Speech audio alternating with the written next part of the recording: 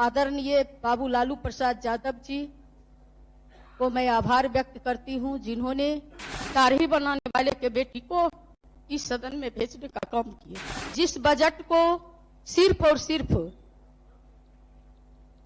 ये चुनाव का दिखावा बजट कहा जा सकता है। गुल कहता है चमन बदल गया, चमन कहता है आसमां बदल गई, लेकिन आसमां कहता है कुछ नहीं बदला है, लाश वही है, सिर्फ कफन बदल गया है। माननीय सदस्य डॉक्टर उर्मिला ठाकुर नहीं है और आप मुन्नी देवी जी बोल रहे हैं। अरे आप मुन्नी देवी जी आप बैठ जाइए। उर्मिला ठाकुर जी और माननीय सदस्य हैं, उनका समय चूंकि अभी कई 4 लोग बोलने वाले हैं, इसलिए मैं अनुरोध करूंगा कि आप 5 मिनट में अपना वक्तव्य पूरा कीजिए।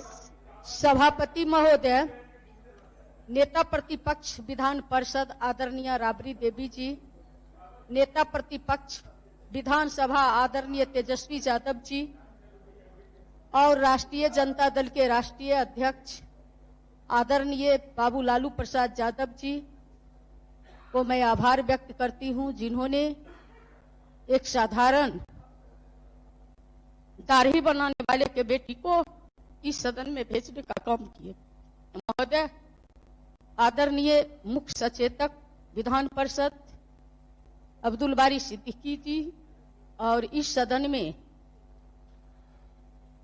सभी सत्ता पक्ष और विपक्ष के सदस्यगण, महोदय, आपने जो मुझे बोलने का मौका दिया इसके लिए मैं सभापति महोदय का आभार व्यक्त करती हूं। और ये जो बजट पर बोलने का मुझे मौका मिला, ये बजट ऐसा है जिस बजट को सिर्फ और सिर्फ ये चुनाव का दिखावा बजट कहा जा सकता है। क्योंकि गुल कहता है चमन बदल गया, गुल कहता है चमन बदल गया, चमन कहता है आसमां बदल गई, लेकिन आसमां कहता है कुछ नहीं बदला है, लाश वही है, सिर्फ कफन बदल गया है। ये वही घिसा पीटा जो आज तक आपने सदन में प्रोजेक्ट करते आए हैं, डाटा का अंबार लगाते आए हैं, और उस डाटा में जमीनी हकीकत कुछ और है।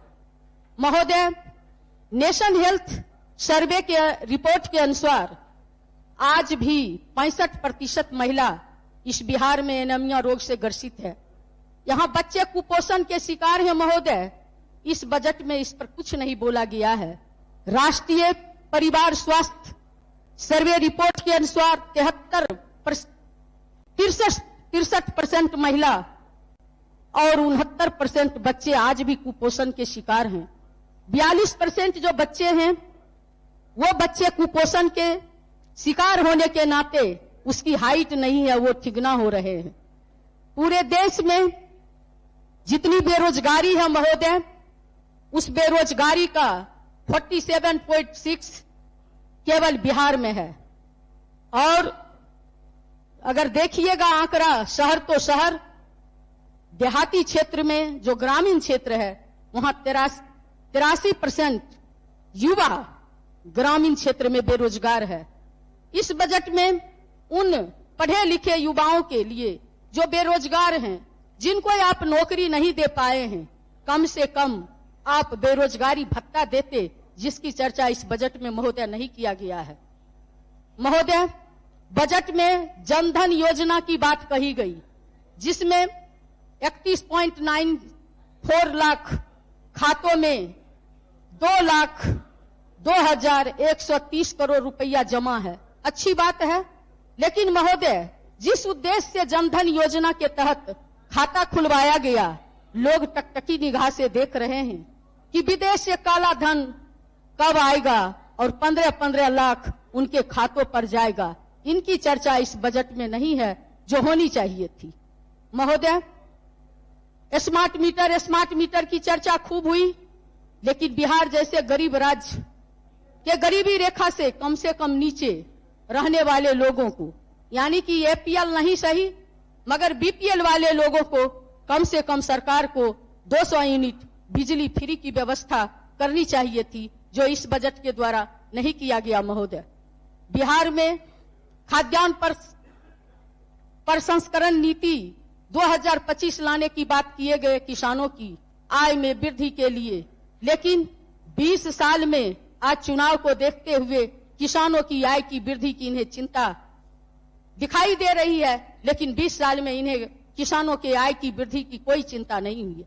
महोदय, अडानी का 300 करोड़ का ऋण माफ हो जाता है, लेकिन बिहार कृषि प्रधान राज्य है। महोदय, उसके बाद भी किसानों का केसीसी ऋण, जिसमें कोरोना के कारण किसानों की हालत बद से बदतर हो गई। महोदय, कितनों का घर उजड़ गया, लेकिन पत्थर दिल सरकार अपने पुलिस को किसानों के घर सुबह शाम भेज के जेल तो भेजते ही हैं। किसान अगर घर पर नहीं मिलते हैं तो उनकी बहू बेटियों को के साथ गाली गलौज की जाती है। महोदय, सरकार द्वारा 100 समय न तो बीज का प्रबंधन है इस बजट के द्वारा, ना तो बिजली की प्रबंधन है, न खाद की प्रबंधन है, न 100 समय सिंचाई का प्रबंधन है। खेती के लिए कम से कम कृषि प्रधान राज्य होने के कारण, गरीब राज्य होने के कारण कम से कम किसानों को तो आप बिजली फ्री देने की बात करते इस बजट में तो बहुत अच्छा होता। तुम कत्ल करते हो तो कुछ नहीं होता, हम आग ही भरते हैं तो हो जाते हैं बदनाम। महोदय, 2005 के पहले वाली सरकार के बारे में हमेशा बोला जाता है, लेकिन ड्रॉप आउट बच्चों की संख्या मैं बताना चाहती हूं। ड्रॉप आउट बच्चों की संख्या 1990 में 11% थी, लेकिन 1990 से 2005 के बीच 3% घटकर हो गया। लेकिन महोदय, आज बहुत दुख के साथ कहना पड़ रहा है कि आज 2025 है, लेकिन आज ड्रॉप आउट बच्चों की संख्या 41.9% है और इस बजट में इसकी कोई चर्चा नहीं की गई। महोदय, आज 23,000 करोड़ का ये रिकमेंड करते हैं और 55,000 करोड़ का ये ऋण लेते हैं। महोदय, मैं कहना चाहती हूं कि 29,000 कर्ज प्रत्येक बिहारी पर है, यानी कि मां जब अपने बच्चों को पेट में जब देखती है कि मेरा बच्चा पैदा लेगा, मैं इस सदन के माध्यम से कहना चाहती हूं कि बिहार की मां घबरा जाती है, मेरा बच्चा भी पैदा लेगा, पेट में पलने वाले बच्चों के ऊपर भी 29,000 पर बच्चे पर जो है कर्ज इस सरकार ने देने का काम किए। ये कर्ज कैसे घटेगा बिहारी के ऊपर से, इसकी कोई चर्चा इस बजट में महोदय नहीं की गई है। कृषि में मात्र 3500 करोड़ का रखा गया है, लेकिन मुख्यमंत्री प्रगति यात्रा पर 300 करोड़ खर्च होता है। प्रधानमंत्री के एक दिन यात्रा पर 1600 करोड़ खर्च होगी, लेकिन इन नेताओं की अगर यही कृपा प्राप्त रही तो बिहार जो है नीति आयोग की रिपोर्ट में हमेशा नीचे पायदान पर खड़ी मिलेगी। महोदय, मैं दावे के साथ और दुख भरे आवाज में कहना चाहती हूं कि बिहार के लोगों ने 2014 में देश के प्रधानमंत्री को 40 में से 39 सीट देने का काम किए। चंद्रबाबू नायडू आते हैं और 2 लाख करोड़ केंद्र से ले गए, लेकिन इस बजट में यह नहीं बताया गया कि बिहार को नीति आयोग की रिपोर्ट में 1 नंबर पर लाने के लिए कितना विशेष पैकेज मिला और कब विशेष राज्य का दर्जा मिलेगा। महोदय, मैं कहना चाहती हूं, ऑनलाइन बहुत बातें होती है, लेकिन एक छोटा सा उदाहरण बताती हूं। पैक्स के जो अध्यक्ष होते हैं वो अगर अन्य किसान जाकर के ऑनलाइन करते हैं तो उनका नाम नहीं आता है, लेकिन पैक्स के अध्यक्ष के माध्यम से उनका नाम जो चाहते हैं अपने चहेतों को, उसका नाम जुड़ जाता है। ये किस प्रकार का ऑनलाइन है महोदय, इस बात की भी चर्चा इस बजट में नहीं की गई है। दुनिया के किसी भी देश में महोदय 18% टैक्स शिक्षा पर नहीं है, लेकिन मैं उस देश में पैदा ली। आखिर मैं LLB PhD हूं केमिस्ट्री से, लेकिन मुझे दुर्भाग्य कहिए दुख के साथ बोलना पड़ रहा है कि 18% जीएसटी नहीं 18% टैक्स इस देश के शिक्षा पर है। कैसे आप बोल सकते हैं राजा हो या भंगी की संतान सबका शिक्षा एक समान, कैसे शिक्षा एक समान होगा महोदय। महिला सशक्तिकरण की बात हो गया, कहा जाता है कि महिला सशक्तिकरण की बात हर लोग बोलते हैं महोदय, लेकिन मिड डे मील की महिला हो, चाहे आशा बहू हो, चाहे ममता बहन हो, चाहे जीविका बहन हो, चाहे आंगनबाड़ी सेविका सहायिका हो, सभी बहनों के मानदेय बढ़ोतरी पर इस बजट में कोई चर्चा महोदय नहीं दिखाया गया है। दिल पर हाथ रखकर मैं इस सदन को कहना चाहती हूं कि दिल पर हाथ रखकर आप सोचिए कि अगर किसी पुरुष को 1600 और 1500 रुपया में काम करने के लिए कहा जाएगा, क्या आप करने के लिए तैयार होंगे? नहीं होंगे। तो उन गरीबों के बारे में भी सोचने का काम करें। जबकि सरकार ने महिलाओं के, आप कहते हैं कि महिलाओं को के बारे में हमेशा बोलते हैं, लेकिन मैं कहना चाहती हूं सदन के माध्यम से कि 1600 और 1500 रुपया पर आशा बहू हो, चाहे वह जो है मिड डे मील की महिला हो, काम करती है, आपने तो उसे भी बेसिंगार करने का काम किया है। आपने काजल पर, बिंदी पर, लिपस्टिक पर, सिंदूर पर, यहाँ स्नो पर, पाउडर पर, सभी चीजों पर आपने 18% जीएसटी लगाने का काम किया। और इस कमर तोड़ महंगाई में अगर उस महिला को कम से कम 2500 रुपया दे देते तो शायद मां बहन का मान बढ़ जाता। मैं इस बजट में कहीं पर दिखाई नहीं पड़ी। महोदय, विधवा पेंशन जो 400 रुपया मात्र है, वो भी समय पर नहीं मिलता है। एक दो बच्चों के साथ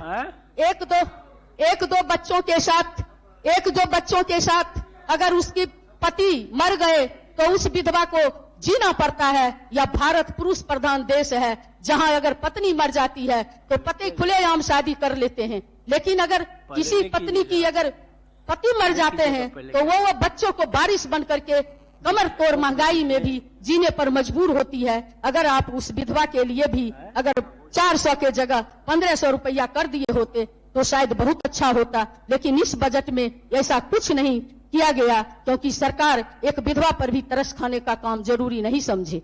महोदय, मैं कहना चाहती हूं कि चाहे वह वृद्धा पेंशन हो या दिव्यांग पेंशन हो, जो 400 रुपया है उसको भी शायद अगर इस बजट के माध्यम से 1500 करते तो शायद बहुत अच्छा होता। इसलिए मैं कहना चाहती हूं खास करके इस सदन के माध्यम से कि इस बजट में जो बेगूसराय में 2300 एकड़ भूमि किसानों का है, जो उसका खतियानी जमीन है, पुश्त दर पुश्त चलते आ रहा है, लेकिन सरकार के द्वारा 1913 में ही उस पर रोक लगा दी गई और उस भूमि को न तो वो किसान बेच सकते हैं, न वो कोई खरीदता है और न उसका सर्वे में लिया गया है। इस पर बात होनी चाहिए थी। जहां पर विश्व पक्षी विहार जो है वो कांवर झील है, लेकिन वहां के किसान त्राहिमाम है। सरकार को इस पर भी उन लाचार किसानों पर सोचना चाहिए, जो इस बजट में नहीं बताया गया है।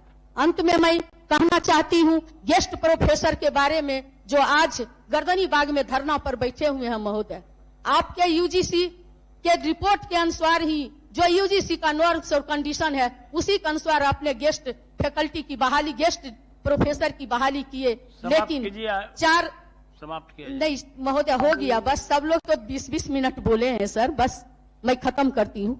और किया गया और नहीं, बहुत लोग बोले महोदय, मेरा भी खत्म होने ही वाला है, बस 2-3 मिनट महोदय। अंत में मैं यही कहूंगी कि उन गेस्ट फैकल्टी के जो गेस्ट प्रोफेसर हैं, जिनकी बहाली आपके ही यूनिवर्सिटी ने किया है, उनको एक मान देते हो जाए कि इतना ही, जितना आप चाहते हैं एक तय कर दीजिए, उतना ही देंगे। और 65 साल जिस तरह से प्रोफेसर को जो 65 साल के बाद रिटायर करते हैं, तो आप तय कर दीजिए कि 65 साल तक उसको कोई नहीं हटाएगा, क्योंकि जब मर्जी होता है 6 साल 7 साल पढ़ाने के बाद आप उसको हटा देते हैं, जो उसके लिए काफी दुर्भाग्यपूर्ण है। इस पर महोदय इस बजट में कोई विचार नहीं किया गया। न तो वित्त रहित जो शिक्षक हैं, संस्थान है, उस पर कोई विचार किया गया। 55 साल से कोई ढंग का वित्तीय सहायता नहीं दिया जा रहा है। महोदय, ये दुर्भाग्यपूर्ण है।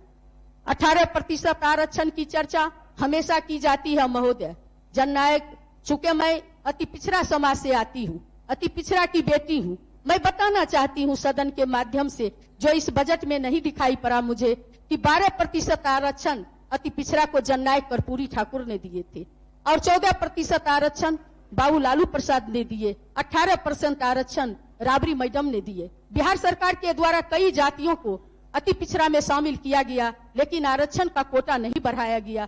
तेजस्वी प्रसाद यादव जी के नेतृत्व में जब जातिगत जनगणना हुआ तो बहुजनों के लिए 65% आरक्षण, और मुख्यमंत्री जी भी थे, मैं नहीं कह रही हूँ, हमारे आदरणीय मुख्यमंत्री जी के नेतृत्व में ही वो पीछे ही रहे, चूंकि उप मुख्यमंत्री थे तो पीछे ही रहेंगे, आगे कैसे हो सकते मुख्यमंत्री से? बोलिए, बोलिए। मैं सदन कहना समाप्त चाहती हूँ कि 65% आरक्षण बहुजनों का, 10% आरक्षण प्रगतिशील समाज का और टोटल आरक्षण मिलाकर के 75% केंद्र सरकार को भेजा गया, जिसको नमी अनुसूची में शामिल करना था, उस पर भी कोई चर्चा नहीं की गई। और मैं चाहूंगी सर कि जो आपने हमेशा बोलते हैं जीडीपी ग्रोथ रेट, कहते हैं कि 10% से भी ज्यादा हो गया, लेकिन आज भी अगर जनगणना जो बिहार में हुई है पूरे देश में होना चाहिए, और उसमें जो है 94 लाख ऐसे परिवार हैं जो आज भी 6,000 रुपया प्रति माह पर जीने पे मजबूर हैं। और